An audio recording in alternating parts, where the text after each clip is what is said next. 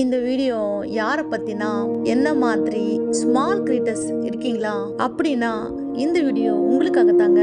Hi guys, நான் உங்க நிலா. இந்த வீடியோ வைரல் ஆனாலும் பரவாயில்ல, ஆகலனாலும் பரவாயில்ல, பட் ஒரு ஸ்மால் கிரியேட்டர்ஸ் கிட்டையாவது ரீச் ஆனாலே போதும். என்ன மாதிரி நீங்களும் ஸ்மால் கிரியேட்டர்ஸா அப்படின்னா இந்த வீடியோ உங்களுக்காகத்தான். நம்ம மாதிரி எல்லாருமே அந்த கஷ்டத்தை தாண்டி தான் வந்திருப்பாங்க. நீங்க வீடியோ போடுறீங்களா, ஆனா வியூஸே வரலையா? நிறைய பேர் வீடியோ போட்டிருப்பாங்க, நீங்களும் பார்த்துருப்பீங்க, நானும் பார்த்துருக்கேன். ஆனா அது உள்ள போய் பார்த்து தான் தெரியும். நானும் உங்களை மாதிரி தாங்க. நான் சொல்ல போறது தெரியல, நான் ஃபேஸ் பண்ற ரியல் ஸ்ட்ரகிளை பத்தி தான் பேச போறேன். நம்ம என்னதான் நல்ல நல்ல கண்டென்ட்டே போட்டாலும் ரீச்சே ஆகாது. ஏன் தெரியுமா? நம்மளை யாருக்குமே தெரியாது. எப்பவுமே பெரிய யூடியூபர்ஸ், பெரிய கிரியேட்டர்ஸ், அந்த மாதிரி செலிபிரிட்டிஸ் இந்த மாதிரி போடுற வீடியோஸ் தான் பயங்கரமா ரீச் ஆகும்.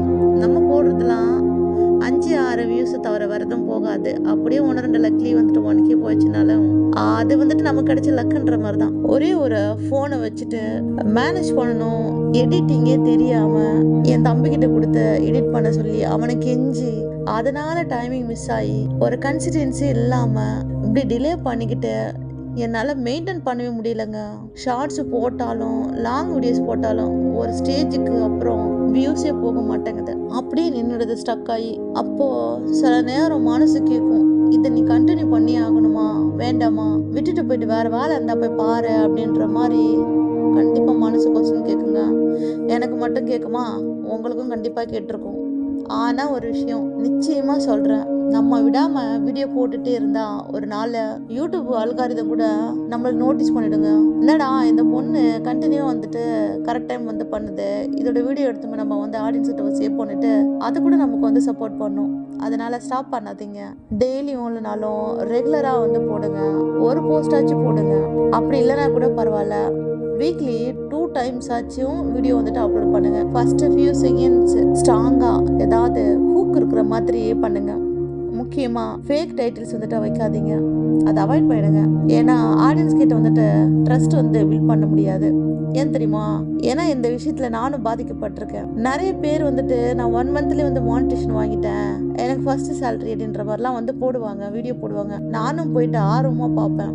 ஏன்னா எனக்கு ரொம்ப ஆர்வம் ஜாஸ்தி, எல்லாத்தையும் கத்துக்கணும், எல்லாத்தையுமே வந்து தெரிஞ்சுக்கணுன்றத நான் வந்து ரொம்ப ஆர்வம் காட்டுவேன். அப்படியே போய் கிளிக் பண்ணி பார்க்கும்போது தான் அங்கே கண்டிப்பாக நான் வந்து ஏமாந்து போனேங்க. அந்த பொண்ணு என்னன்னா, 1 மாசத்துல மானிட்டேஷன் எப்படிங்க கிடைக்கும்ன்ற மாதிரி சொல்லிட்டு உள்ள போய் பார்த்தோன்னே அங்கே ஒன்றுமே அதை பற்றி இல்லை. அது மாதிரி நார்மலாக பேசி வச்சிருக்கு. அடி பாவி அப்படின்ற மாதிரி ஃபுல்லாக வந்துட்டு நான் வந்து வீடியோ பார்த்தேன். அதுவும் அவங்க சீக்ரெட், அது அவங்க வீடியோ வந்து நல்லா ரீச் ஆகிறதுக்கு அவங்க பண்ண டெக்னிக் அது. பட் ஆனால் என்னதான் நான் அதை போய் கிளிக் பண்ணி பார்த்துட்டு ஏமாந்து போயிருந்தேன் நான். அந்த மாதிரி 1-2 வீடியோ கிடையாதுங்க, நிறைய பேர். சிலப்போ நான் 7 வருஷம் 8 வருஷம் இந்த ஃபீல்டில் இருக்கேன், எனக்கு அதை பற்றி எல்லாமே தெரியும் அப்படின்றதுனால. ஆனால் அவங்க ஒரு டைட்டில் வச்சுருப்பாங்க, இதை பற்றி தெரிஞ்சுக்கணுமா அப்படின்ற மாதிரி சொல்லி அந்த டைட்டிலை போட்டு, ஆனால் உள்ள வளவலன்னு பேசிட்டு இருப்பாங்க. நம்ம போயிட்டு ஃபுல்லாக வந்து பார்த்தாலுமே அவங்க சொன்ன விஷயம் கண்டிப்பாக அதில் ஒரு வார்த்தை கூட இடம் பெற்றிருக்காது, சொல்லவே மாட்டாங்க. முக்கியமான விஷயத்தெல்லாம் ஹைட் பண்ணுறாங்க. அது ஏனே தெரில எனக்கு. நம்ம போயிட்டு பார்க்க போகிறதே அதுக்காக தான். பட் எப்படியாவது ஒரு வீடியோ ஃபுல்லாக போட்டாலும் அதில் ஒரு இடத்துலயாச்சும் அதை மென்ஷன் பண்ணியிருந்தாவாச்சும் மனசு ஆறி இருக்கும். உள்ளே போய் பார்த்தாலே ஏப்ரல் ஃபுல் அப்படின்ற மாதிரி நம்மளை வந்து ஏமாற்றி வச்சுருப்பாங்க.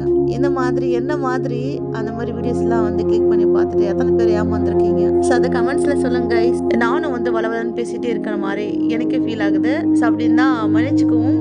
நீ என்ன சாதிச்சிட்டியா இப்போ வந்து வீடியோ போட வந்துட்ட அப்படின்ற மாதிரி ஒரு கொஸ்டின் இருக்கலாம். கண்டிப்பாக சாதிக்கலைங்க, நான் இன்னும் க்ரோ ஆகக்கூட இல்லை.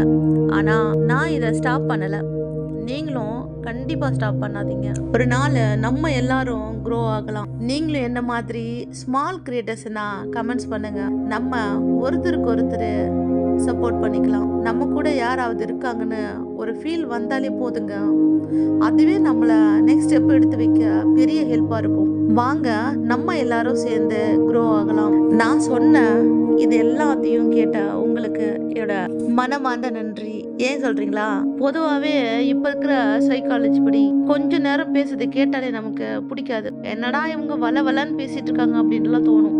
எனக்கே அப்படி தோணிருக்கு. ஆனால் வேற என்னங்க பண்றது, நம்ம மனசுல இருக்கிற வேதனையை வேற யார்கிட்ட தான் போய் சொல்றது? ஃப்ரெண்ட்ஸ் கிட்ட சொன்னா அவங்க ஒரு மாதிரி புரிஞ்சுப்பாங்க, ரிலேட்டிவ்ஸ் கிட்ட சொன்னா அவங்க என்ன நினைப்பாங்க, கேவலமா நினைப்பாங்க. பேரண்ட்ஸ் கிட்டயும் மேக்சிமம் சொல்ல முடியாது, கூட பிறந்தவங்க கிட்டயும் சொல்ல முடியாது.